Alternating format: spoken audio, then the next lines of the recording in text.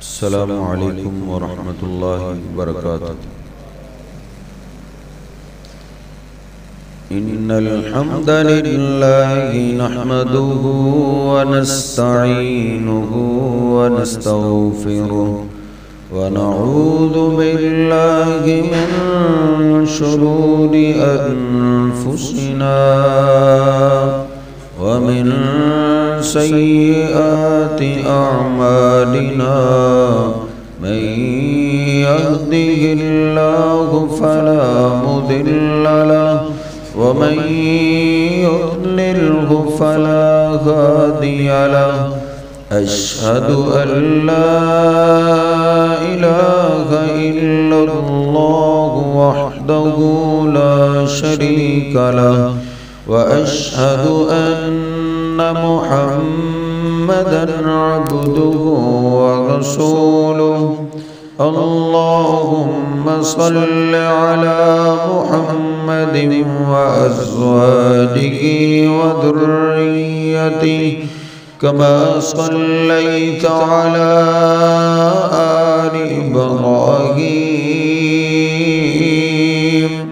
وبارك على محمد وأزواجه وذريته كما باركت على آل إبراهيم إنك حميد مجيد رب اشرح لي صدري ويسر لي أمري واحلل عقدة من لساني يفقهوا قولي رب زدني علما سبحانك لا علم لنا إلا ما علمتنا إنك أنت العليم الحكيم أما بعد فإن خير الحديث كتاب الله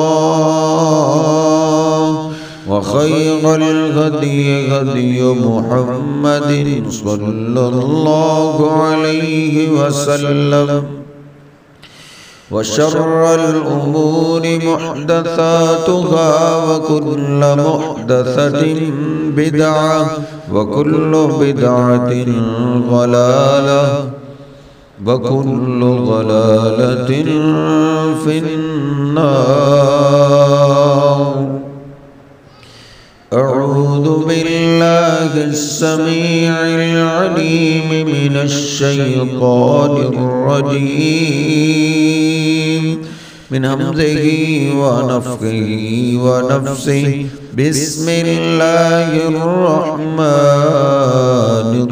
الرحيم يا أيها الذين آمنوا اتقوا الله حق تقاته ولا تموتن إلا وأنتم مسلمون سبحان ربك رب العزة عما يصفون وسلام على المرسلين والحمد لله رب العالمين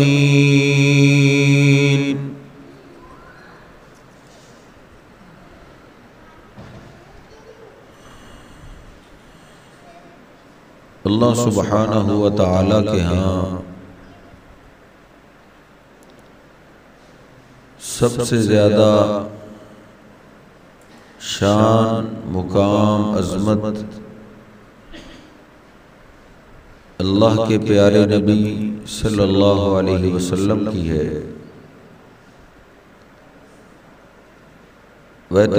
ویسے تو سارے انبیاء ہی پیارے ہیں، سارے اولیاء ہی پیارے ہیں، لیکن میرے اور آپ کے پیر و مرشد جناب محمد رسول اللہ صلی اللہ علیہ وسلم کا مقام، آپ کی عظمت، آپ کی شان ساری مخلوقات میں سے بھی اعلیٰ ہے، انبیاء سے بھی اعلیٰ ہے، اولیاء سے بھی، فرشتوں سے بھی اعلیٰ ہے۔ اور آپ کی یہ شان فرشتے تو اچھے طریقے سے جانتے ہیں۔ بخاری شریف میں ہے، نبی پاک صلی اللہ علیہ وسلم فرماتے ہیں معراج کی رات جب جبریل امین مجھے لے کر پہلے آسمان کے دروازے پہ پہنچے، دستک دی، اندر سے آواز آئی کہ آپ کون ہیں؟ تو جبریل امین نے فرمایا کہ آنا جبریل، میں جبریل ہوں۔ پوچھا گیا من معک، آپ کے ساتھ کون ہے؟ اب نبی پاک صلی اللہ علیہ وسلم کے تعارف کے لیے جبریل امین نے کوئی 10 القابات نہیں لگائے کہ یہ فلاں فلاں ہیں، القابات کی ضرورت نہیں، جس طرح کہا جاتا ہے جی نام ہی کافی ہے۔ تو میرے پیارے نبی جناب محمد رسول اللہ صلی اللہ علیہ وسلم پہ آسمانوں پہ آپ کا نام ہی کافی ہے۔ جبریل امین نے کہا معیہ محمد صلی اللہ علیہ وسلم، میرے ساتھ محمد صلی اللہ علیہ وسلم۔ فرماتے ہیں جب میرا نام لیا تو آسمان کا دروازہ کھولا گیا، پھر جس فرشتے سے بھی میں گزرا ہوں ہر فرشتے نے میرا استقبال ایسے کیا مرحبا بالنبی ولنعم المجیء، آپ کو خوش آمدید ہے، کتنا اچھا ہوا ہے آپ کا یہاں آنا۔ آپ فرماتے ہیں ہر آسمان پہ صرف میرا نام ہی لیا گیا اور دروازہ بھی کھولا گیا اور اچھے الفاظ کے ساتھ میرا استقبال بھی کیا گیا۔ کیوں؟ فرشتے جانتے تھے نبی پاک صلی اللہ علیہ وسلم کا مقام کیا ہے، آپ کی عظمت کیا ہے، آپ کی شان کیا ہے۔ آپ فرماتے ہیں فرشتوں کی تعداد تو بے شمار تھی، 7 آسمانوں کو آپ فرماتے ہیں میں نے دیکھا ہے، غور سے دیکھا ہے، دائیں بھی دیکھا ہے میں نے، بائیں بھی دیکھا ہے میں نے، سامنے بھی دیکھا ہے۔ آپ فرماتے ہیں مجھے 7 آسمانوں میں سے کسی آسمان پہ بھی 4 انگلیوں کے برابر خالی جگہ نظر نہیں آئی، 7 آسمان فرشتوں سے بھرے ہوئے تھے۔ آپ فرماتے ہیں پھر 7ویں آسمان پہ ابراہیم علیہ السلام سے میری ملاقات ہوئی، انہوں نے بھی کھڑے ہو کے میرا استقبال کیا، اور 7ویں آسمان کے اوپر میں نے ادھر بھی اللہ کا ایک گھر دیکھا، جس گھر کا اللہ کے فرشتے طواف کر رہے تھے۔ مجھے جبریل امین نے بتایا کہ یہاں 70,000 فرشتے ہر روز طواف کر کے چلے جاتے ہیں، ایک دفعہ جو فرشتہ چلا جائے یہاں طواف کر لے، باری باری سب نے آنا ہے، جو ایک دفعہ طواف کر لیتا ہے قیامت تک دوبارہ پھر اس کی باری نہیں آتی۔ اتنی فرشتوں کی تعداد، بے شمار فرشتے، فرشتوں کی تعداد ہم شمار نہیں کر سکتے۔ نبی پاک صلی اللہ علیہ وسلم فرماتے ہیں قیامت کے دن جہنم کو جب اللہ کی عدالت میں لایا جائے گا اس کی 70,000 مہاریں ہوں گی، 70,000 سنگلوں کے ساتھ اس کو جکڑا ہوگا، اور ہر سنگل کے ساتھ، ہر زنجیر کے ساتھ 70,000 فرشتے چمٹے ہو، فرشتوں کی تعداد بے شمار۔ اللہ کا قرآن کہتا ہے ان اللہ و ملائکتہ یصلون علی النبی، او کائنات کے لوگوں، یہ آسمانوں کے سارے فرشتے اللہ کو خوش کرنے کے لیے اللہ کے آخری محبوب پیغمبر پہ درود پڑھتے رہتے ہیں۔ ان فرشتوں کو پتہ ہے اس ہستی کا مقام کیا ہے، وہ اللہ کو راضی کرنے کے لیے ہمارے حبیب پہ درود پڑھتے ہیں۔ نبی پاک صلی اللہ علیہ وسلم کی یہ شان فرشتے بخوبی جانتے ہیں۔ ترمذی شریف کی حدیث پاک آپ نے بارہا دفعہ سنی، آپ فرماتے ہیں یہ فرشتہ تو وہ ہے لم ینزل الارض قط، پہلی دفعہ اس نے اللہ کی زمین کو دیکھا، آج سے پہلے یہ زمین پہ نہیں آیا۔ آج بھی استاذن ربہ ان یسلم علی، اللہ سے اس نے آج اجازت مانگی ہے، اللہ مجھے بھی زمین دیکھنے کی اجازت، میں بھی تیری زمین پہ چلا جاؤں، تیری دھرتی کو میں بھی دیکھنا چاہتا ہوں۔ ہزاروں سال ہو گئے اللہ کی زمین بنی کو، آج تک اس نے اجازت نہیں مانگی، آج کیوں اجازت مانگ رہا ہے؟ تو وہ فرشتہ اللہ سے کہتا ہے اے میرے اللہ مجھے بھی زمین پہ جانے کی اجازت دے، میں زمین پہ جا کے تیرے آخری محبوب پیغمبر کا قریب سے دیدار کرنا چاہتا ہوں اور ان کو سلام پیش کرنا چاہتا ہوں۔ اس فرشتے نے آسمانوں سے زمین تک کا سفر صرف آپ کو سلام کرنے کے لیے کیا ہے۔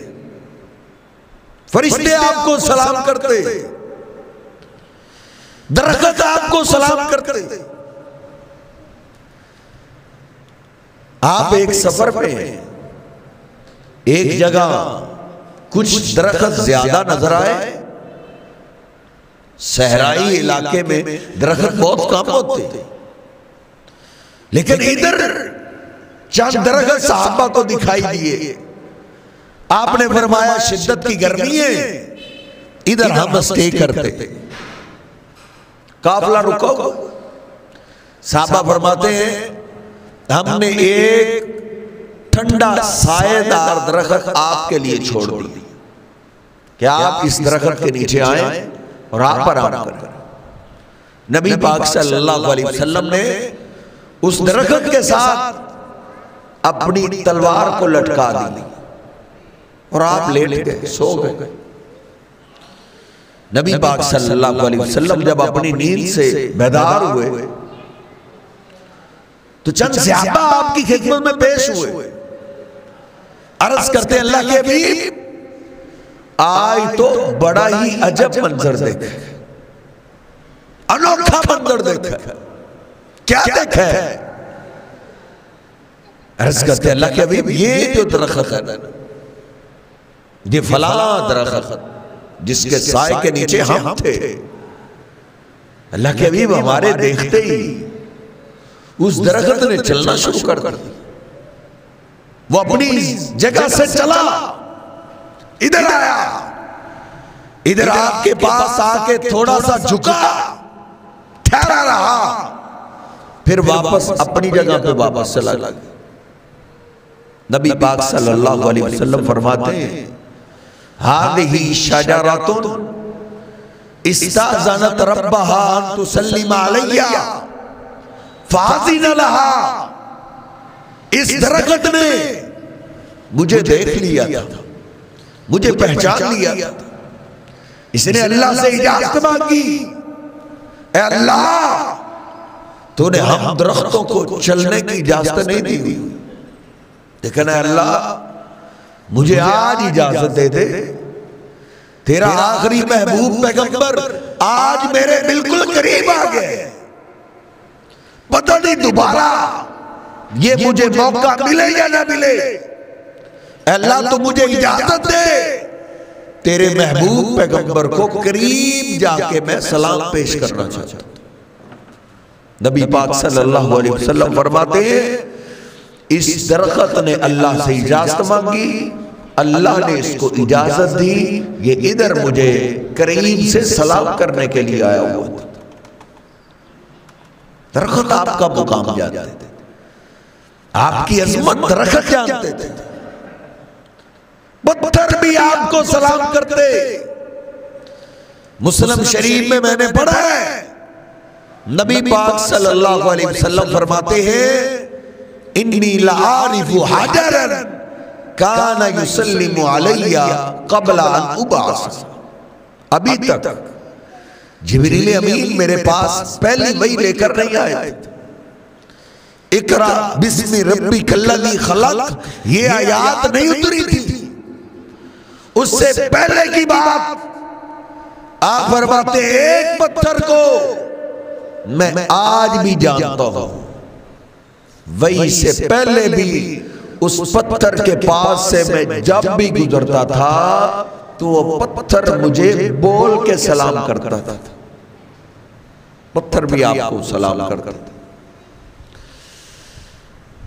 فرشتے بھی آپ پہ درود پڑھتے ہیں، لیکن معذرت کے ساتھ اللہ کو انتظار ہے میرے اور آپ کے درود کا، جو میرے اور آپ کے درود کو چار چاند لگتے اتنی شان کسی کے درود کو نہیں ملتی۔ نبی پاک صلی اللہ علیہ وسلم خود فرماتے من صلی علیہ مرات صلی اللہ علیہ 10 مرات، جو میرا امتی ہو کے مجھ پہ ایک بار درود پڑھتا ہے اللہ پاک فوراً اس پہ 10 رحمتیں نازل کرتا ہے۔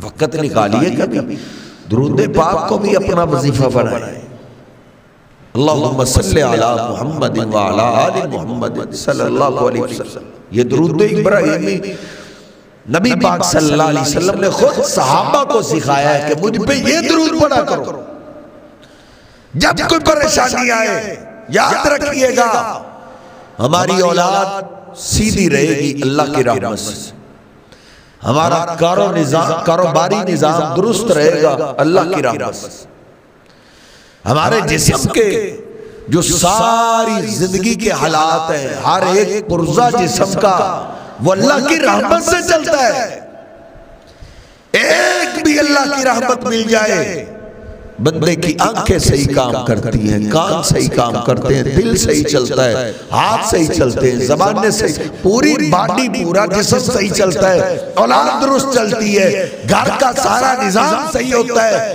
بھلے انسان کو ایک اللہ کی رحمت مل جائے، بندے کے بچے سنور جاتے ہیں، انسان کو ایک رحمت مل جائے، لیکن قربان جائیں ایک نہیں، جو خوش نصیب درود ابراہیمی ایک میرے محبوب پیغمبر پہ دل لگا کے شوق سے محبت سے پڑھتا ہے، اللہ ایک نہیں، اللہ اس پہ، اس کے گھر پہ، اس کے کاروبار پہ فوراً 10 رحمتیں نازل کرتا ہے۔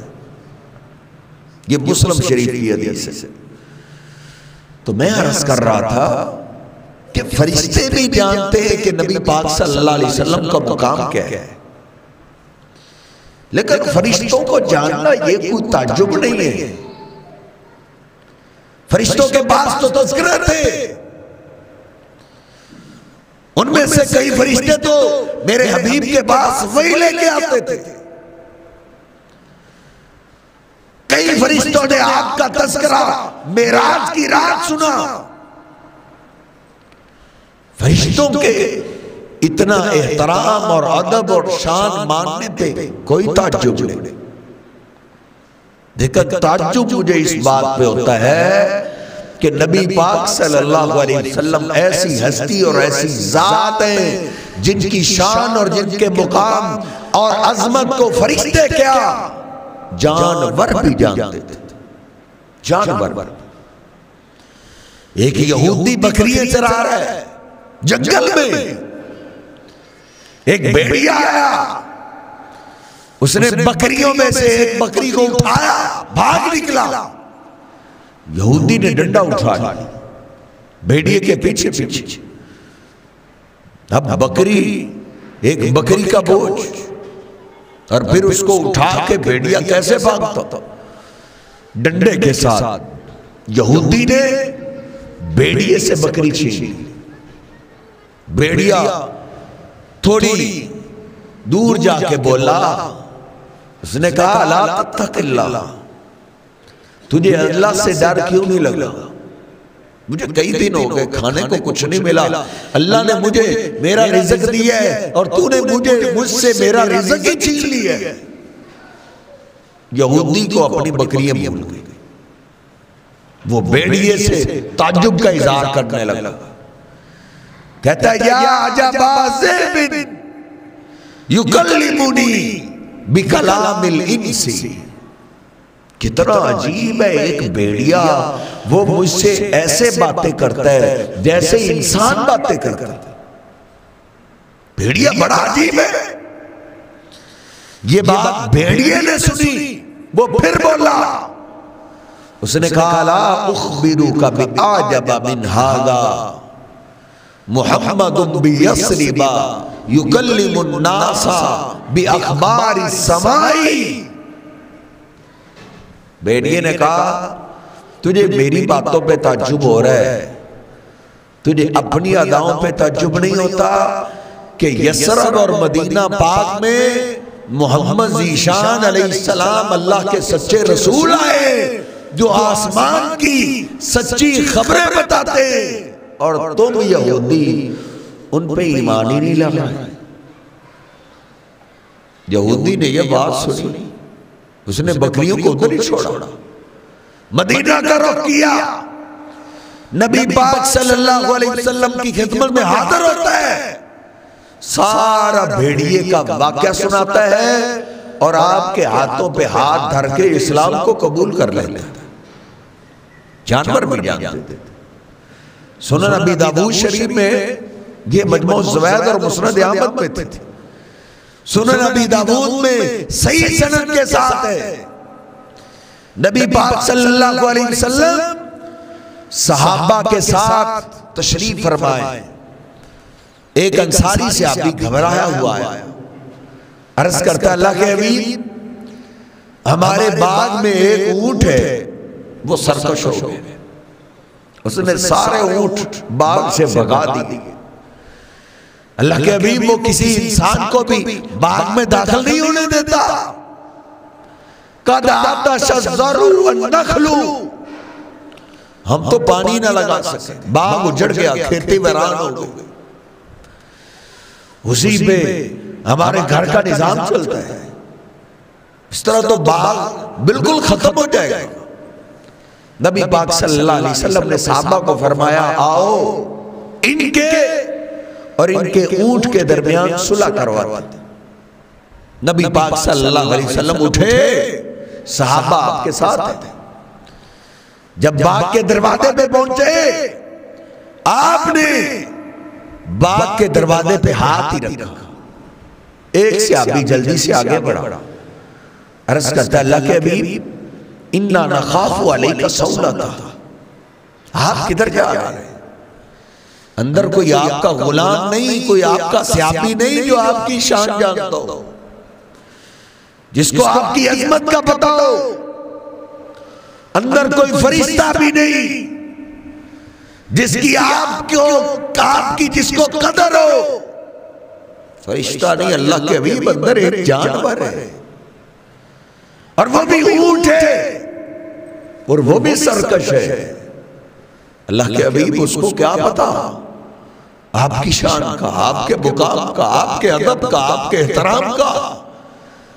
اللہ کے حبیب میرا دل کانپ رہا ہے کہیں وہ اونٹ آپ کی سرکشی نہ کر بیٹھے، آپ کی گستاخی نہ کر۔ نبی پاک صلی اللہ علیہ وسلم فرماتے ہیں لیس علی منہ باس، مجھے تو کوئی خطرہ نہیں، تم پیچھے ہٹو۔ صحابی پیچھے ہٹے، آپ نے باغ کا دروازہ کھولا، باغ میں انٹر ہوئی، دوسری طرف سے اونٹ نے دیکھا لوگ آئے، بھاگا، حملہ کرنے کے لیے بھاگ پڑا۔ صحابہ فرماتے ہیں فلما نظر الجمل الى رسول اللہ، جب قریب آیا تو اس کی نگاہ میرے محبوب پیغمبر کے چہرے پہ پڑی، اس کو پتہ چل گیا یہ کون ہے، اس کو پتہ چل گیا میرا مالک صلح کرنے کے لیے آج کس کو لے کے آیا ہے۔ جس طرح ہمارے کوئی سردار آ جائے، کوئی ایم پی ایم این اے آ جائے، کوئی چودھری کو وڈیرا آ جائے، ہم کھڑے ہو جاتے ہیں استقبال کے لیے، اٹھ کے ملتے ہیں، پتہ ہوتا ہے کون آیا ہے، تھانے دار آ جائے، ایس ایچ او آ جائے، کھڑے ہو کے ملاقات کرتے ہیں، پتہ ہوتا ہے یہ کون آیا ہے۔ اس سرکش اونٹ کو بھی پتا تھا کہ آج میرا مالک صلح کے لیے کس کو لے کے آیا ہے۔ صحابہ فرماتے ہیں جو ہی اس کی نگاہ میرے محبوب پیغمبر پہ پڑی، اس نے اپنے قدموں کو وہی روک دیا، ٹھہر گیا، بڑے دھیمے قدموں کے ساتھ ادھر سے ایستا ایستا چلنے لگا۔ قربان جائیں، وہ جانور بھی آپ کا ادب کرتے تھے، کہیں میرے قدموں کی آہٹ سے آپ کی گستاخی نہ ہو جائے، بڑے دھیمے قدموں سے چلنے لگا، اور ادھر سے ہی اس نے اپنے سر کو جھکانا شروع کر دیا۔ صحابہ بیان کرتے ہیں خر بین یدیہ ساجدہ، اس نے آتے ہی اپنا سر میرے محبوب کے قدموں میں رکھ دیا، آپ کے سامنے سجدے میں گر پڑا، میرے حبیب کے قدموں میں اپنا سر ڈال دیا اس نے۔ نبی پاک صلی اللہ علیہ وسلم نے اس کے سر کے اوپر شفقت والا ہاتھ پھیرا۔ صحابہ فرماتے پتہ نہیں وہ اونٹ کتنے غصے میں تھا، اس کو اپنے مالک پہ پتہ نہیں کتنا غصہ تھا۔ جس طرح کسی کو کسی پہ غصہ ہو اور وہ صلح کے لیے اس کو ایسے مجبور کر دیا جائے تو اس کی آنکھوں میں آنسو آ جاتے ہیں۔ صحابہ فرماتے ہیں ادھر سے شفقت بھرا ہاتھ نبی پاک صلی اللہ علیہ وسلم نے اس کے سر پہ لگایا ہے۔ حن وذرفت عینا، ہم نے کیا منظر دیکھا، اونٹ کی آنکھوں میں آنسو آ گئے، اونٹ نے رونا شروع کر رو پڑا کہ آج میرا مالک کس کو لے آیا ہے۔ ہر ایک کے آگے سرکشی ہو سکتی ہے، ہر ایک کے آگے میں سرکشی کر سکتا ہوں، لیکن آج صلح کے لیے میرا مالک جس کو لے کے آیا ہے اس کے سامنے سرکشی نہیں ہو سکتی۔ اگر میں نے اس کے آگے بھی سرکشی کی تو میرا اللہ مجھے چھوڑے گا نہیں۔ اس نے رونا ہی شروع کر دی، وہ رو ہی سکتا تھا، لیکن صحابہ فرماتے ہیں رحمت للعالمین، جن کو اللہ فرماتا ہے وَمَا أَرْسَلْنَاكَ إِلَّا رَحْمَةً لِلْعَالَمِينَ، لوگو میرا حبیب صرف تم انسانوں کے لیے رحمت بن کے نہیں آیا بلکہ سارے جہانوں کے لیے رحمت بن کے۔ آپ کی آنکھوں میں بھی آنسو ہے۔ آپ نے فرمایا میرے صحابہ لمن ھذا الجمل، اس اونٹ کا مالک کدھر ہے؟ ایک انصاری صحابی آگے بڑھا، عرض کرتا اللہ کے حبیب یہ میرا اونٹ۔ آپ نے فرمایا انکا تجیعہ وتدیعہ، یہ اونٹ رو کر آپ کی شکایت کر رہا ہے کہ آپ اس سے کام تو بہت زیادہ لیتے ہیں لیکن اس کی خوراک کا خیال ہی نہیں رکھتے۔ عرض کرتا اللہ کے حبیب آئندہ سے شکایت کا موقع نہیں ملے۔ آپ نے مہار پکڑائی، وہ چلتا بڑھا، باقی صحابہ نے آپ کو گھیر لیا۔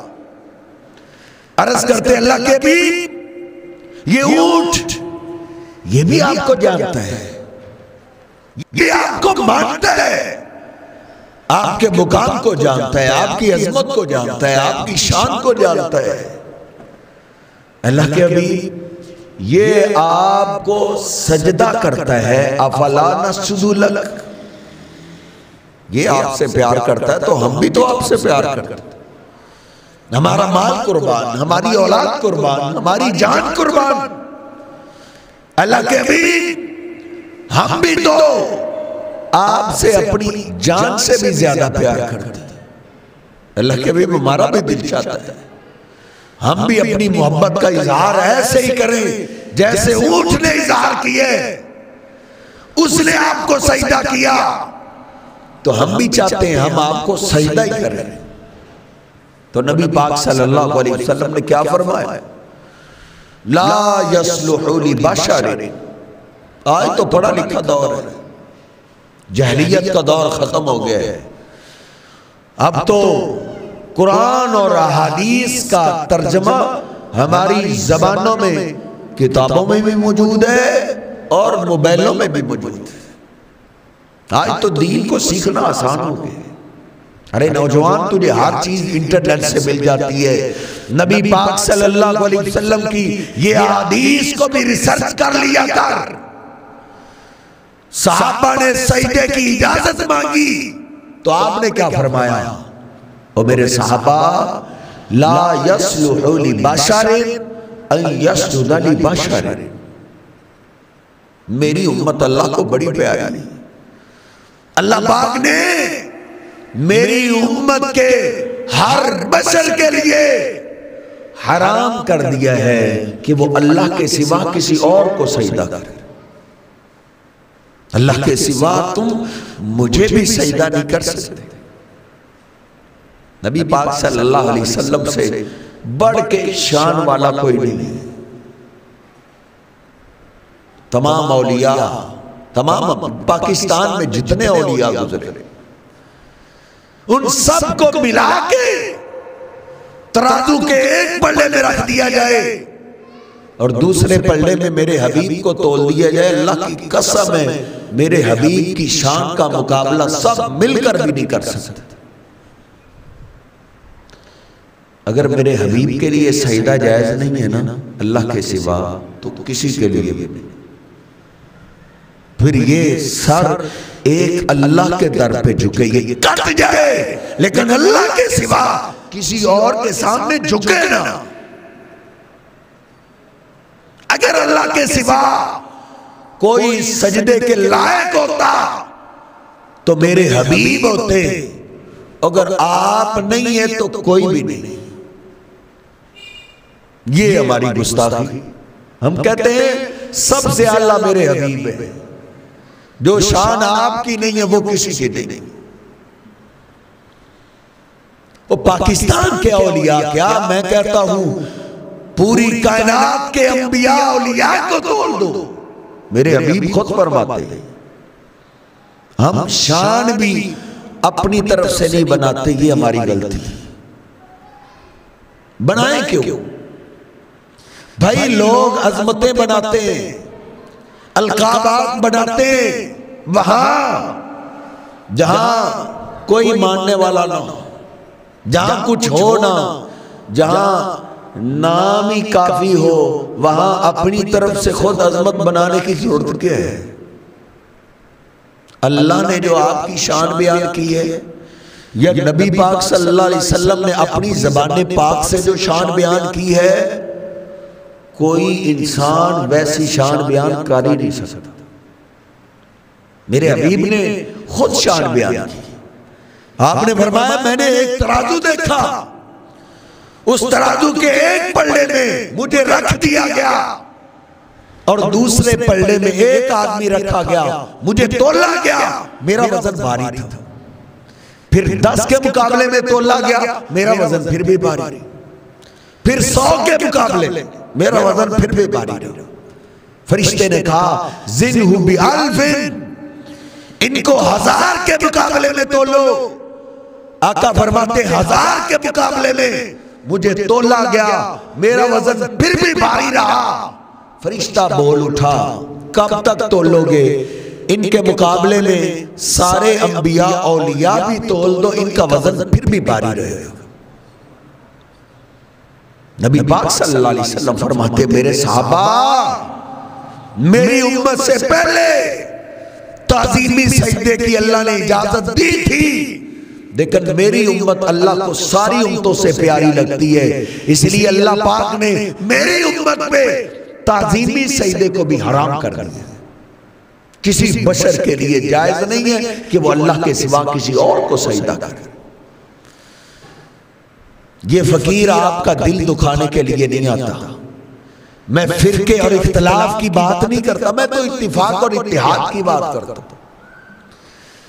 صحابہ اکرام بھی دنیا سے گئے ہیں، ان کے جنازے پڑے گئے، جتنے بھی اولیاء اکرام پاکستان میں دفن ہیں ان کے جنازے پڑے گئے ہیں یا نہیں پڑے گئے؟ آج بھی کئی بزرگ، کئی اللہ کے دوست، کئی اللہ کے ولی فوت ہوتے ہیں، ان کا جنازہ تیار ہوتا ہے۔ جس مرضی مسلک کو ماننے والا امام ہو، امام مصلی پہ آ جائے اور جنازہ پڑھا دیتا ہے، جنازے سے سلام پھیر دے، مجھ سے کیوں لڑتے ہو؟ اس امام صاحب سے پوچھ لو، امام صاحب پہلے آپ کہتے تھے جس نماز میں رکوع نہ ہو نماز نہیں ہوتی، جس نماز میں سجدہ نہ ہو نماز نہیں ہوتی۔ ارے یہ بھی تو نماز ہے، آپ نے نہ رکوع کیا نہ سجدہ کیا، آپ نے سلام بھی پھیر دیا ہے۔ حالانکہ یہ جن کا جسم پاک پڑا ہے یہ اللہ کا بزرگ ہے، یہ اللہ کا ولی ہے، کوئی عام نہیں، لیکن آپ نے رکوع بھی نہیں کیا، سجدہ بھی نہیں کیا۔ آپ کے امام صاحب آپ کو بتائیں گے کہ اب ان بزرگوں کے جسم سے روح نکل گئی ہے، جسم ایک بت کی شکل اختیار کر گیا ہے، اب اللہ نے روک دیا ہے، او میرے بندے اب تم مجھے بھی رکوع نہ کر، اب تم مجھے بھی سجدہ نہ کر۔ اللہ کیوں؟ رکوع میں جاؤں گا تیری بڑائی بیان کروں گا، اللہ اکبر، اللہ بڑا ہے بابا بڑا نہیں۔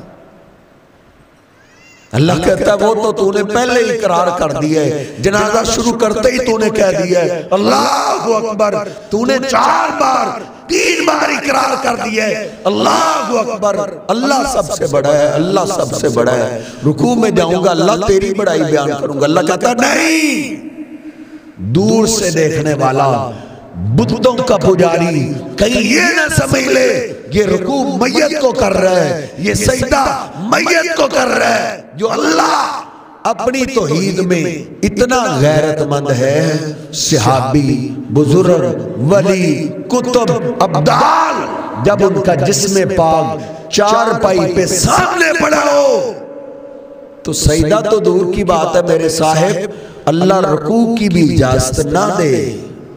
جب منو مٹی کے نیچے چلے جائیں تو پھر سجدے کی اجازت کس نے دے دی؟ آپ میں سے کوئی قیامت کے دن یہ نہ کہے گا مجھے کسی نے سمجھایا نہیں تھا۔ سچی بات یہی ہے، اس امت کے لیے اللہ کے سوا کسی اور کے لیے سجدے کی اجازت نہیں۔ تو میں عرض کر رہا تھا جانور بھی آپ کو پہچانتے، جانور کیا درخت۔ میں نے مسلم شریف میں ایک داستان پڑھی ہے، نبی پاک صلی اللہ علیہ وسلم کا گزر ایک جنگل سے ہو رہا ہے، آپ نے دیکھا دور دور 2 درخت کھڑے ہوئے، کوئی ہوٹ نہیں، کوئی کمرہ نہیں، کوئی دیوار نہیں، لیکن 2 درخت کھڑے، اگر یہ دونوں مل گئے تو پردہ بن گئے۔ نبی پاک صلی اللہ علیہ وسلم گئے ایک درخت کے پاس، فَأَخَذَ بِغُصْنٍ مِّنْ أَغْصَانِهَا، صحابہ فرماتے ہیں اس درخت کی آپ نے ایک ٹہنی کو پکڑا اور اس کو گھنٹے 2 گھنٹوں کا لیکچر نہیں دیا، اس کو ایک بار بولا ہے انقادی علی بإذن اللہ، وہ درخت اللہ کے حکم سے میرے ساتھ چلو، ایک بار بولا ہے درخت کو۔ صحابہ فرماتے ہیں فَانْقَادَتْ مَعَهُ كَالْبَعِيرِ الْمَخْشُوشِ، جو ہی اس کو آرڈر ملا اس کو پتا چلا مجھے آرڈر کس نے دیا ہے. تھانے دار کی کال آ جائے مجھے پتا ہوتا ہے کال کس کی آئی. ایس ایچ او کی طرف سے پیغام آ جائے ادھر پیش ہو جاؤ ہمیں پتا ہوتا ہے پیغام کس کا ہے. کسی فوجی افسر کا پیغام آ جائے ہمیں جوتا پہننا یاد نہیں رہتا بھاگے ہوئے جاتے ہیں. اس درخت کو بھی پتا ہے مجھے آرڈر دینے والا کون ہے.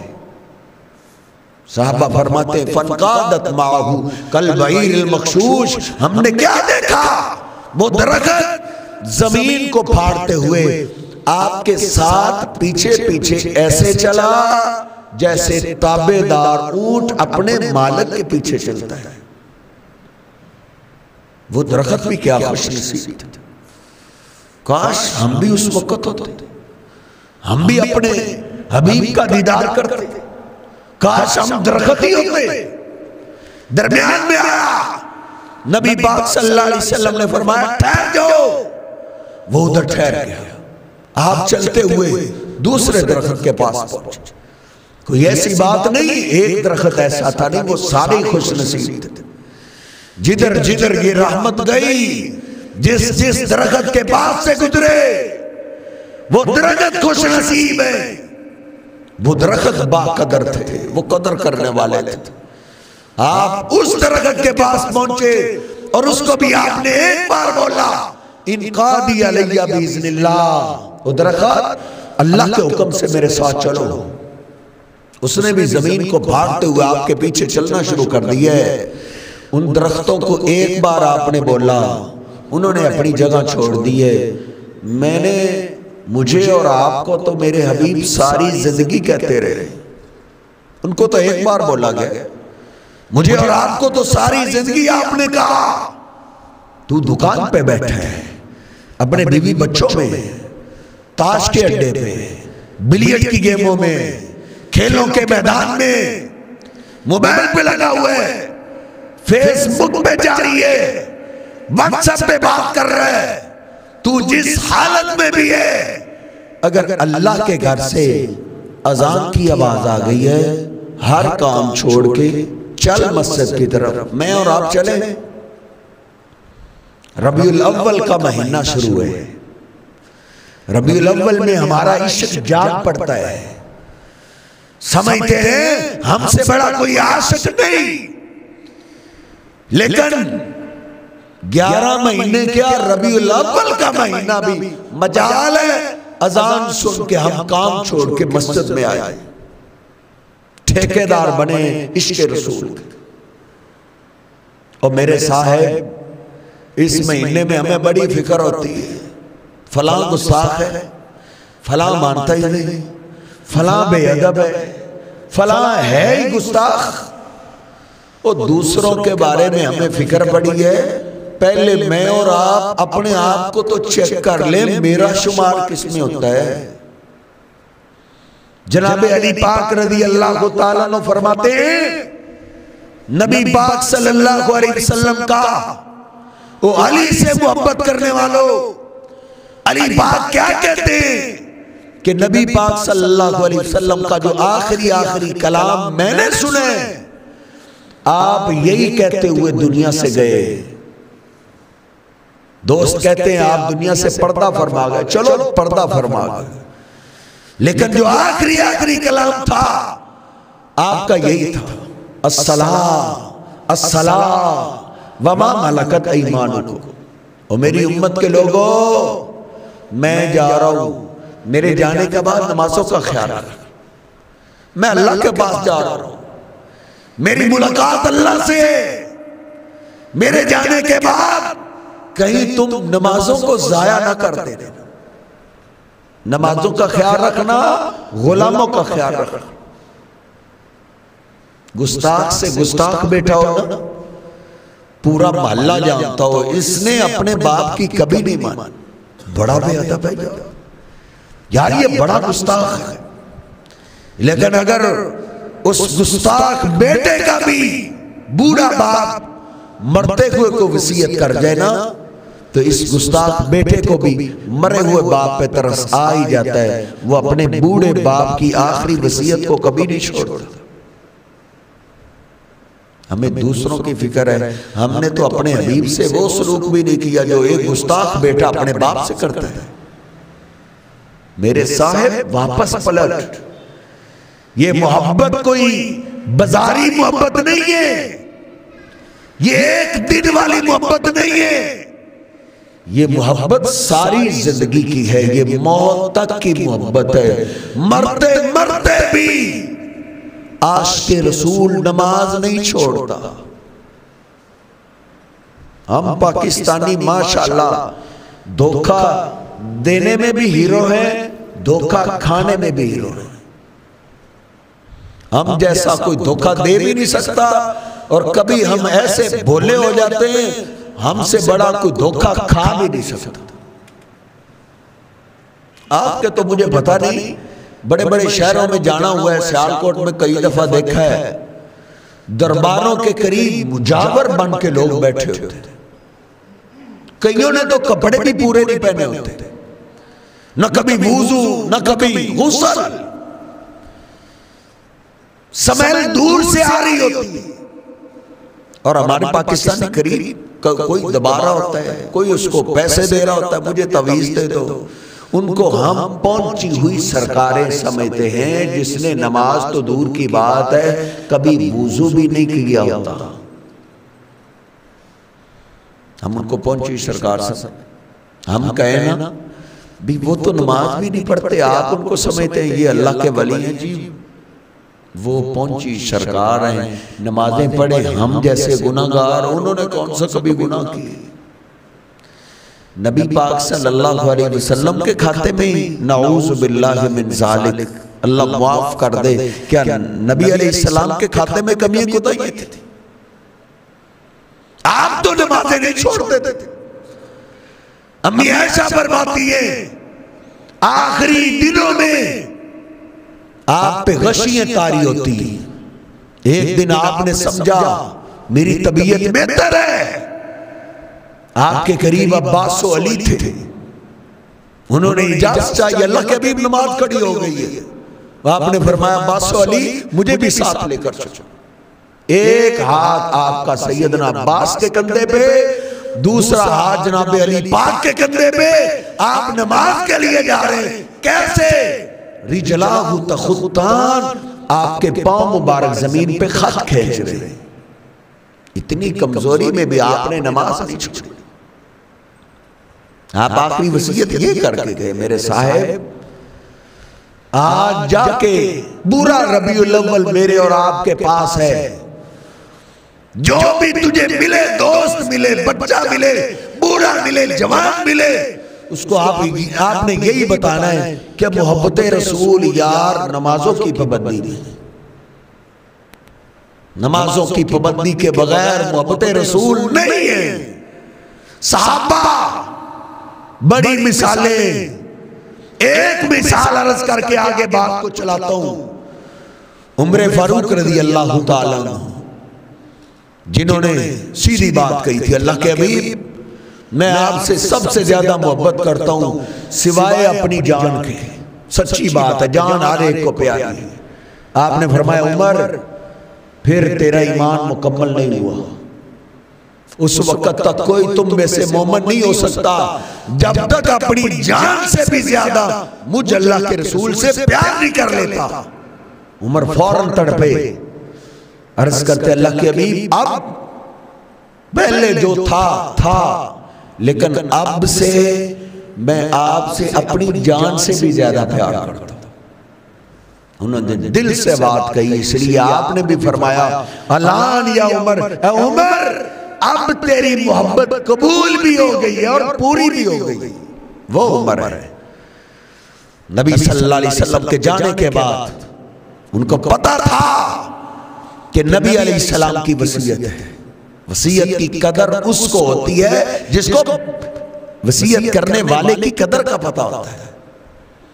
ساری زندگی میں کبھی انہوں نے نماز نہیں چھوڑی تھی، پھر بلکہ حکمران بن گئے، آدھی دنیا کے حکمران، آج تو گاڑی جس کے پاس آ جائے وہ مسجد میں آنا توہین سمجھتے ہیں. اس کے پاس گاڑی آ گئی ہے. وہ آدھی دنیا کے حکمران تھے، ایک دکان کے مالک، ایک مارکیٹ کے مالک. وہ آدھی دنیا کے اللہ نے ان کو بادشاہ بنایا. فجر کی نماز بھی مسجد میں آ کے پڑھایا کرتے تھے. پڑھا رہے ہیں آج فجر کی نماز. دشمن منبر کے پیچھے چھپا ہوا ہے. ادھر سے نماز شروع کی، دشمن نکلا، اس نے خنجر کا وار کیا، پیٹ پھٹ گیا، آنتڑیاں باہر آ گئی، خون کے فوارے چھوٹ پڑے. سنبھلنے کی کوشش کر رہے ہیں، سنبھلا نہیں جا رہا. پیچھے عبد الرحمن کھڑے ہوئے تھے. گرتے گرتے ان کے ہاتھ کو پکڑا، کھینچ کے آگے مصلی پہ کھڑا کر دیا. کہا عبد الرحمن میری فکر چھوڑو، نماز کی فکر کرو. نماز عمر کی جان سے بھی زیادہ قیمتی ہے. عبد الرحمن میری جان کی فکر نہ کرو، نماز کی فکر کرو، نماز کی. یہ سچے محب تھے، عاشقان رسول یہ تھے، یہ سچی محبت کرنے والے تھے جن کو اپنی جان سے بھی زیادہ عزیز فرضی نماز تھی. میرے صاحب ہم نے پھولوں کے ہاروں کو سمجھ لیا عشق. پھولوں کے ہار مجھ پہ 10 صاحب مجھ پہ ڈال دیں تو کیا میں عاشق رسول بن جاؤں گا؟ کیا میں جگمگ جگمگ کر دوں اپنے گھر کو میں عاشق رسول بن جاؤں گا؟ یہ اپنے آپ کو دھوکہ ہے. نماز کے بغیر بندہ محبت میں آ ہی نہیں سکتا. آپ نے تو ساری زندگی کی آخری وصیت بھی نماز کی ہے. ان درختوں کو دیکھو، ان کو آپ نے ایک ایک بار بولا ہے. بات ختم کرتے ہیں. درخت کیا؟ میں نے پہاڑوں کی محبت کو پڑھا ہے، پہاڑوں کی محبت کو. جناب علی پاک، جناب صدیق و فاروق، جناب عثمان آپ کے ساتھ ہیں. مسجد میں نماز پڑھی، مسجد سے باہر نکلے، سامنے احد پہاڑ آیا. احد پہاڑ بہت بڑا پہاڑ نظر آیا. نبی پاک صلی اللہ علیہ وسلم احد پہاڑ کو دیکھ رہے ہیں اور آپ نے فرمایا میرے صحابہ، ھذا جبل یحبنا ونحبہ. یہ پہاڑ جس پہ ہم سیر کے لیے کبھی کبھی آتے جاتے رہتے ہیں، اے علی صرف ہم ہی اس سے پیار نہیں کرتے، یہ احد پہاڑ بھی ہم سے پیار کرتا ہے. قربان جائے، کتنی بڑی بات کہی. میں نے سنا دی اور آپ نے سن لی، اس کو معمولی سمجھا. یہ معمولی بات نہیں ہے. اللہ کے پیغمبر مان رہے ہیں کہ میرے صحابہ یہ احد پہاڑ مجھ سے پیار کرتا ہے. وہ محبت کے دعوے میں میں بھی پیچھے نہیں ہوں، آپ بھی پیچھے نہیں. میں بھی محبت کرتا ہوں، آپ بھی محبت کرتے ہیں. لیکن سر میری محبت کا پتہ، آپ کی محبت کا پتہ موت کے وقت چلے گا. موت کے وقت کس کی محبت کو قبول تھی، کس کی مردود تھی. اور پہاڑ نے کیا کیا کہ اس کی محبت کو میرے محبوب پیغمبر نے مان لیا کہ یہ پہاڑ مجھ سے پیار کرتا ہے. اللہ کے پیغمبر مان گئے کہ یہ مجھ سے محبت کرتا ہے. میں نے پھر پہاڑ کی ساری حدیثیں پڑھی، ساری حدیثیں پڑھی. آخر اس نے کیا کیا؟ پچھلے دنوں میں احد پہاڑ کے قریب گیا، گاڑی سے واپس ہونے لگے تو میں نے کہا نہیں، اس کے اوپر چڑھے. اس کے اوپر چڑھے، قدم آئے. اللہ کی قسم وہ محبت آج بھی محسوس ہوتی ہے. اس کے اوپر چڑھنے سے آج بھی آنکھوں سے آنسو نکلتے. یہ وہی پہاڑ ہے جس کو اللہ کے پیغمبر نے کہا تھا کہ یہ مجھ سے سچی محبت کرتا ہے. لیکن ہم میں سے کئی دیکھتے ہیں یہ بڑا عاشق رسول ہے، بڑی ایسی محبت کرنے والا ہے، کوئی اس کی ایسی حرکت سامنے آتی ہے تو ہم خود شرمندہ ہوتے ہیں کہ یار ہم اس کو کیسا سمجھتے تھے. ہمیں غلطیاں لگ سکتی ہیں، لیکن نبی پاک صلی اللہ علیہ وسلم کی زبان پاک سے نکلے ہوئے موتی غلط نہیں ہو سکتے۔ آپ نے کہا اود پہاڑ مجھ سے پیار کرتا ہے، پھر اود نے کیا کیا؟ سمجھنے والی بات تو یہ، اس نے کیا کیا؟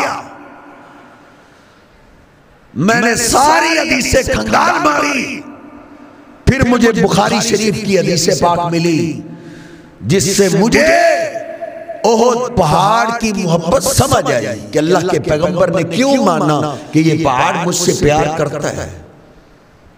بخاری میں لکھا ہے نبی پاک صلی اللہ علیہ وسلم صحابہ کے ساتھ تھے، ایک دفعہ آپ احد پہاڑ پہ چڑھے، ایک قدم احد پہاڑ پہ آیا اور احد پہاڑ نے جھومنا شروع کر دیا، ہلنے لگا۔ نبی پاک صلی اللہ علیہ وسلم نے اس کے اوپر قدم مارا اور اس کو ایک بار بولا، اس کو احد، اے احد ٹھہر جا۔ کس کو کہا ہے؟ پہاڑ کو، بے جان کو۔ علم کی ڈگریاں نہیں، نام کے ساتھ چار چار القابات نہیں لگے، پہاڑ ہے، بے جان ہے۔ اللہ کے محبوب پیغمبر کا آرڈر آیا، ٹھہر جا۔ کعبہ کی رب کی قسم اٹھا کے کہتا ہوں، اس آرڈر کو گزرے ہوئے 1500 سال ہونے والے ہیں، لیکن احد پہاڑ اس کے بعد کبھی نہیں ہلا۔ کیوں نہیں ہلا؟ اس کو کس نے کہا تھا ٹھہر جا؟ اس کو اس کے محبوب پیغمبر نے کہا تھا ٹھہر جا۔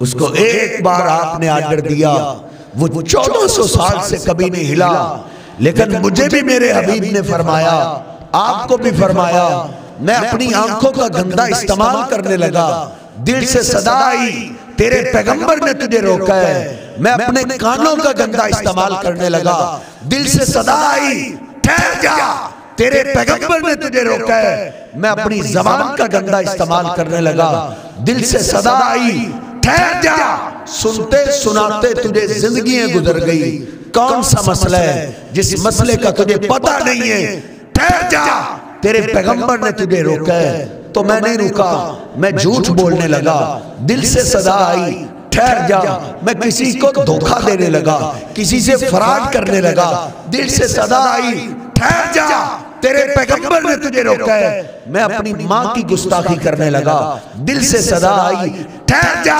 تیرے پیغمبر نے تجھے روکا ہے، تو میں نہیں رکا، میں اپنے باپ کی بے ادبی کرنے لگا، دل سے صدائیں آئی ٹھہر جا تیرے پیغمبر نے تجھے باپ کی بے ادبی سے کتنا روکا ہے، تو میں نہیں رکا، میں حرام کمائی کما کما کے اپنے معصوم بچوں کو حرام کے لقمے کھلانے لگا، دل سے صدا آئی ٹھہر جا، تو میں نہیں رکا، میں سودی کاروبار کرنے لگا، دل سے صدا آئی ارے ٹھہر جا تجھے کیا ہوئے؟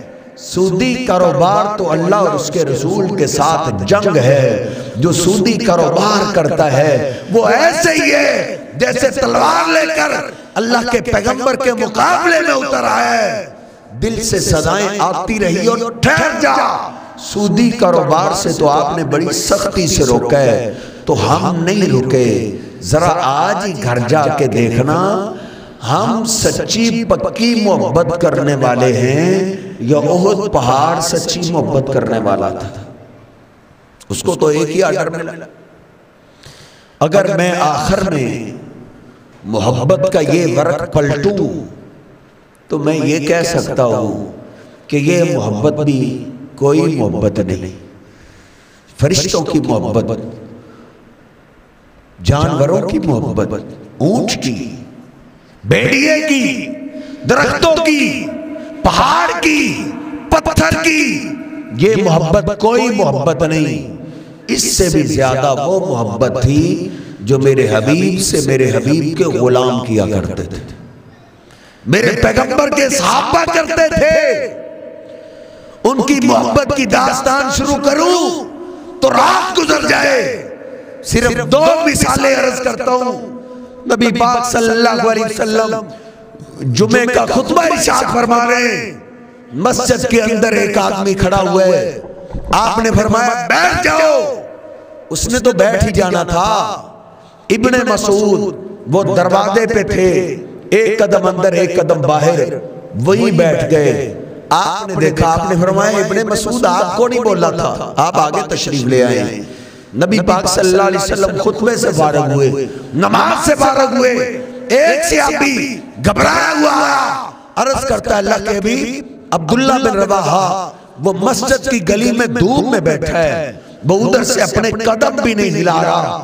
نبی علیہ السلام اٹھے، گھبرائے اٹھے. کیا دیکھا؟ عبداللہ بن رواحہ مسجد کی گلی میں دھوپ میں بیٹھے ہوئے اور اپنے قدم بھی نہیں ہلا رہے. مدینہ پاک آنے جانے والے لوگ ادھر جانتے ہیں کہ صحرائی علاقوں میں کس قدر شدت کی گرمی ہوتی ہے. میں تو پچھلے دنوں ہو کے آیا ہوں، ایک نماز پہ، وہ بھی عشاء کی نماز تھی، 2-3 گھنٹے ہو گئے تھے سورج کو غروب ہوئے. مجھے نماز کا موقع ملا اس جگہ پہ جہاں ٹھنڈا فرش نہیں تھا، ٹھنڈا پتھر نہیں تھا. ادھر جب میں نے نماز شروع کی تو 1 منٹ سے زیادہ مجھ سے کھڑا نہیں ہوا گیا. میں پیچھے پلٹا، میں نے سنت کے مطابق جوتا پہنا اور جوتا پہن کے میں نے نماز پڑھی. اتنی شدت کی گرمی ہے اور عبداللہ بن رواحہ دھوپ میں بیٹھے ہوئے اور اپنے قدم تک نہیں ہلا رہے. نبی علیہ السلام نے جا کے دیکھا عبداللہ بن رواحہ پسینے میں نہائے ہوئے. کہا عبداللہ ادھر کیوں بیٹھے ہو، اٹھو. عبداللہ بن رواحہ کھڑے ہوئے، عرض کرتے اللہ کے حبیب آج مجھے جمعے کے لیے آتے آتے دیر ہو گئی تھی. کہا ادھر کیوں بیٹھے ہو؟ کہا جب چلتے چلتے میں ادھر پہنچا، میرے کانوں میں آپ کی آواز پڑی بیٹھ جاؤ. آقا میں ادھر ہی بیٹھ گیا. اس کے بعد میں نے قدم نہیں ہلایا. میرے دل سے آواز آئی اے عبداللہ تجھے تیرے محبوب پیغمبر دیکھ نہیں رہے لیکن ان کی آواز تو تیرے کانوں میں پڑ گئی ہے نا. دیکھنا اگر ادھر سے ایک قدم بھی آگے چلا تو وہ محبت رسول کے مخالف نہ ہو جائے. مدینے میں صدا لگی ہے او مجاہدو دشمن نے اچانک حملہ کیا ہے، اللہ کے محبوب پیغمبر تمہیں بلا رہے ہیں، جہاد کے لیے آ جاؤ. سیدنا حنظلہ رضی اللہ تعالیٰ عنہ غسل فرض ہو چکا ہے، اٹھے غسل کرنے کے لیے جانے لگے. خیال آیا پیغام والا اعلان کرنے والا تو کہہ رہا ہے فوراً نکلو. اے حنظلہ غسل کرتے کہیں دیر نہ ہو جائے، محبت رسول کے مخالف نہ ہو جائے. اسی طرح ہی اٹھے، میدان سامان مقتل اٹھایا، میدان مقتل میں کود گئے. نبی پاک صلی اللہ علیہ وسلم کا دفاع کرتے کرتے انہوں نے اپنی جان کا نذرانہ پیش کر دیا. وہ ایک پیغام پہ اپنی جان تک قربان کر دیا کرتے تھے. اگلا دن ہوا دشمن بھاگ گیا. نبی صلی اللہ علیہ وسلم شہداء کا معائنہ کر رہے ہیں، یہ بھی شہید ہو گئے، یہ بھی شہید ہو گئے. جو ہی سیدنا حنظلہ کی میت پاک آئی، صحابہ فرماتے ہیں آپ چہرے کو چھپاتے ہوئے پیچھے ہٹ گئے. آپ نے فرمایا میرے صحابہ حنظلہ کے گھر والوں کو لاؤ. صحابہ حیران ہیں، آج حنظلہ کے گھر والوں کو بلایا جا رہا ہے، باقی بھی تو شہید ہیں. حنظلہ کے گھر والوں کو لایا گیا. آپ نے پوچھا بتاؤ میرا حنظلہ کس کیفیت میں آیا تھا؟ اللہ کے حبیب آپ جانتے ہیں آپ کے حنظلہ کی شادی کی پہلی رات تھی، غسل فرض ہو چکا تھا، پیغام ملا. دیر سے ڈرتے ہوئے آپ کے حنظلہ نے غسل بھی نہیں کیا. نبی پاک صلی اللہ علیہ وسلم سنتے ہی رونے لگے. آپ کی آنکھوں میں آنسو برس پڑے. روتے ہوئے آپ فرماتے او میرے صحابہ بس یہی بات ہے، میں بھی حیران تھا، باقی بھی تو میرے شہداء پڑے ہیں لیکن صرف حنظلہ کو فرشتے جنت کے پانی سے غسل دے رہے ہیں. یہ وہ صحابہ تھے جنہوں نے اخیر کی محبت کی ہے. ان کے بعد محبت کا درجہ نہیں بچتا، انہوں نے محبت میں اخیر کر دی، اللہ نے بھی اخیر کر دی. رضی اللہ عنہم ورضوا عنہ. جنتیوں کو انعام ملے گا جنت میں سب کے بعد جنت کی ساری نعمتوں کو استعمال کرنے کے بعد اللہ جنتیوں کو جو سب سے بعد میں آخر میں انعام دے گا، اللہ کہے گا جنتیوں آج سے میں تم پہ راضی ہو گیا ہوں، کبھی ناراض نہیں ہوں گا۔ صحابہ اکرام وہ ہیں، ان کو اللہ نے دنیا میں قرآن کے ذریعے بتا دیا، میرے محبوب پیغمبر سے سچی محبت کرنے والوں، میرے حبیب کے صحابہ رضی اللہ عنہم، اللہ تم سے راضی ہو گیا ہے اور اللہ تمہارا ایسا استقبال کرے گا، تم اللہ پہ راضی ہو جاؤ گے۔ اللہ رب العزت ہمیں بھی اپنے حبیب سے صحابہ کی طرح سچی محبت کرنے کی توفیق عطا فرمائے۔ وَأَقُولُ قَوْلِي هَٰذَا أَسْتَغْفِرُ اللَّهَ لِي وَلَكُمْ وَلِسَائِرِ الْمُسْلِمِينَ۔ بیماروں کے لیے، پریشان حال ساتھیوں کے لیے دعا کی درخواست کی گئی ہے۔ ہمارے ساتھی ہیں، ان کی بچی کا ایک مسئلہ ہے، ان کے لیے دعا کیجیے، اللہ سب کے حال پہ رحم فرمائے۔ ہمارے جماعتی ساتھی اکبر صاحب وہ بیمار ہیں، ان کا آپریٹ ہوا ہے، ان کے لیے دعا کیجیے، اللہ تمام بیماروں کو شفائے کاملہ عاجلہ عطا فرمائے۔ لا الہ الا اللہ وحدہ لا شریک لہ لہ الملک ولہ الحمد وہو علی کل شیء قدیر۔ اللہم صل علی محمد وعلی آل محمد کما صلیت علی ابراہیم وعلی آل ابراہیم انکا حمید مجید۔ اللہم بارک علی محمد وعلی آل محمد کما بارکت علی ابراہیم وعلی آل ابراہیم انکا حمید مجید۔ یا میرے اللہ جتنے ساتھی تشریف فرمائے ہم سب کو سننا سنانا قبول فرما۔ اے میرے اللہ تیرے حبیب سے محبت کا اظہار کیا ہے، اللہ ہمارا سننا سنانا قبول فرما۔ گناہگار ضرور ہیں لیکن بندے تو تیرے ہی، اپنی رحمت سے ہم سب کو معاف فرما، اپنے نیک بندوں میں شامل فرما، اپنے نیک بندوں میں شامل فرما، اپنے حبیب کے سچے غلاموں میں شامل فرما۔ اے میرے اللہ کئی پریشان حال ساتھی تشریف فرمائے، سب کی پریشانیاں دور فرما۔ کئی اولاد کی وجہ سے پریشان ہے، جن کے پاس اولاد ہے نیک اور نمازی بنا، ماں باپ کے لیے آنکھوں کی ٹھنڈک بنا، ماں باپ کے لیے صدقہ جاریہ بنا۔ اے میرے اللہ کئی گلشن ویران ہیں، تیری رحمت کو ترس گئے، جن کے پاس اولاد نہیں نیک صالح اولاد عطا فرما، جن کے پاس بیٹے نہیں نیک صالح بیٹے عطا فرما، جن کے پاس بیٹیاں نہیں نیک صالح بیٹیاں عطا فرما۔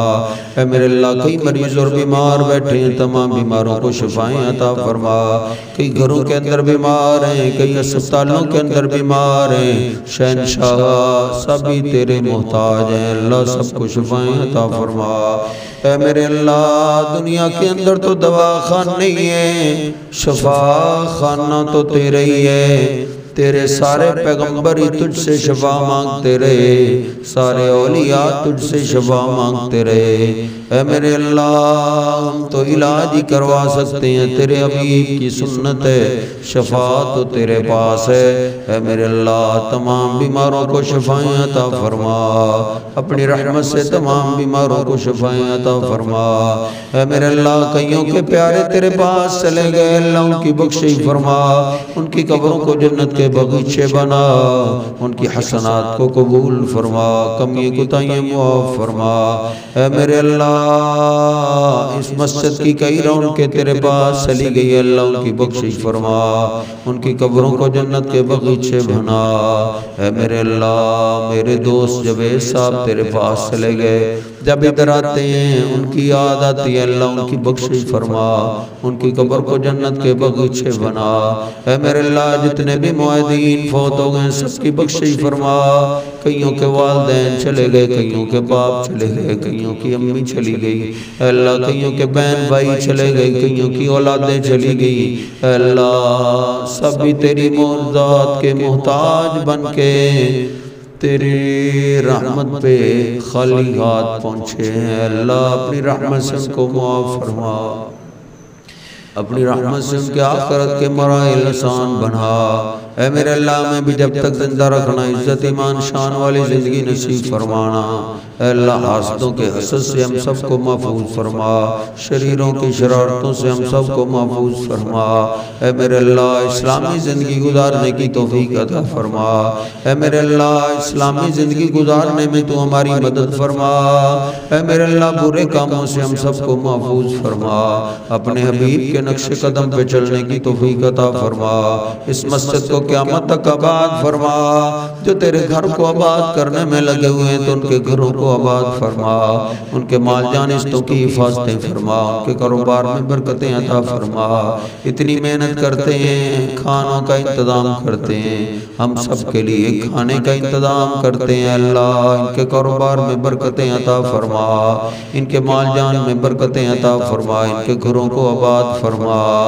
اے میرے اللہ جو کچھ مانگا ہے وہ بھی عطا فرما، جو نہیں مانگ سکے اے اللہ کمی کوتاہی والے کم عقل تیرے بندے ہیں، اے اللہ تو بن مانگے ہی عطا فرما۔ ربنا ظلمنا انفسنا وان لم تغفر لنا وترحمنا لنكونن من الخاسرين ربنا تقبل منا انك انت السميع العليم وتب علينا انك انت التواب الرحيم اللهم صل على محمد وعلى آل محمد كما صليت على إبراهيم وعلى آل إبراهيم إنك حميد مجيد اللهم بارك على محمد وعلى آل محمد كما باركت على إبراهيم وعلى آل إبراهيم إنك حميد مجيد سبحان ربك رب العزة عما يصفون وسلام على المرسلين والحمد لله رب العالمين.